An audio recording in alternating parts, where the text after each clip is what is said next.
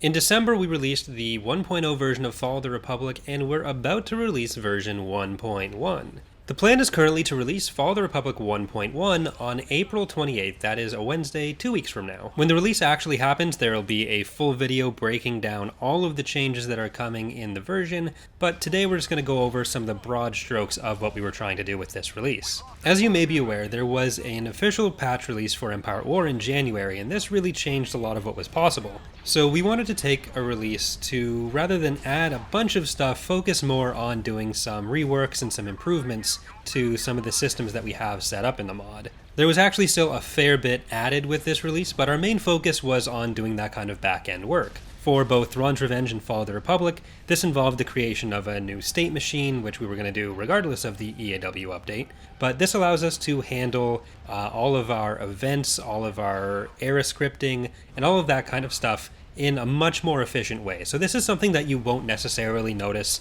any differences from in this release, because the goal with this release was to redo all the coding and scripting for that to get it to do the same stuff that we were already doing in less efficient ways. But with that and with some other improvements to our framework, we've been able to clean up a lot of what you'd see on the in-game side, including massively improving performance on the galactic level. There are still a lot of things that we'd like to do to further improve that, especially in Fall of the Republic versus Thrawn's Revenge, but we took some pretty big steps here in that direction. Another big change that you will notice is that we have redone the UI for this release. I've done prior videos on this, but you can see on screen now what some of the galactic and tactical skins will look like for the UI. On the galactic level, we finished a specific skin for the CIS.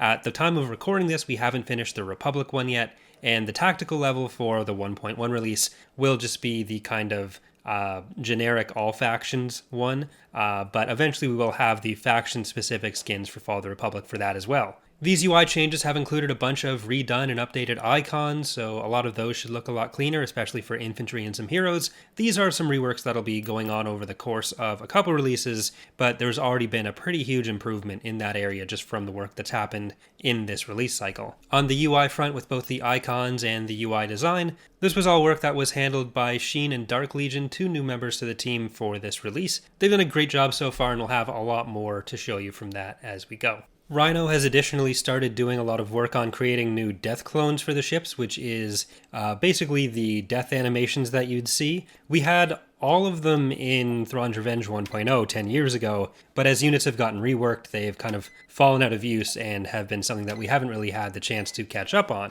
So Rhino's done dozens of those, or a dozen at least, for this release. He's going to keep working on that as well. I'm going to do a standalone video covering more of those on their own, but that is something that you can look forward to in 1.1 as well as future releases. There have been some other unit and model updates, some of which I've covered in other videos. We'll go more in depth on those with the actual release video, since this is just supposed to be a general overview. But on the galactic level, there's been a bunch of quality of life improvements for Fall of the Republic. You'll now be able to see the food and industrial parts that you have on the top left of the screen with other information. Since it was a bit annoying to have to open up the resource menu every time you wanted to check that, they still update on a weekly basis. And there have been a bunch of changes to the planet positions and the way the map is laid out. There was a specific video covering those changes a couple weeks ago, which I will link in the description, along with some of the other specific point 1 release cycle updates. Bob's done a bunch more work on the AI, so in particular changes to their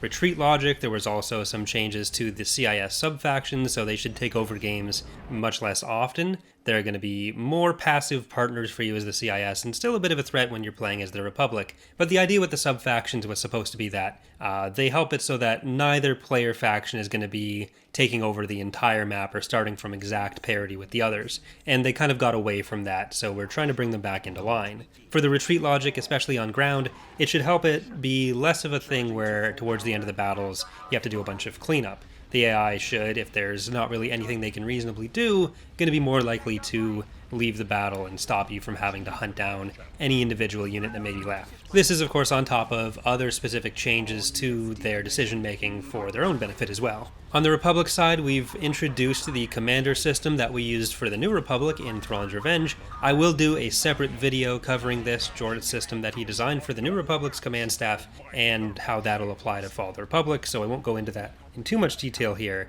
But That is basically what you can expect from 1.1. Again, this isn't a super exhaustive list of everything changing. That'll come with the release notes in a couple weeks. That release, again, will be happening on Wednesday, April 28th. So unless something goes horribly wrong, you can expect Fall of the Republic 1.1 coming out then. And we'll have some news on when Thrawn's Revenge 3.1 is coming out as well. Hope you're looking forward to it.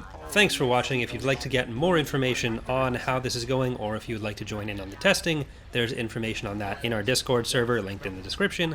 You can subscribe here for more videos, including playthroughs and other news videos. But that's all for now. Thanks for watching, and hope to see you next time.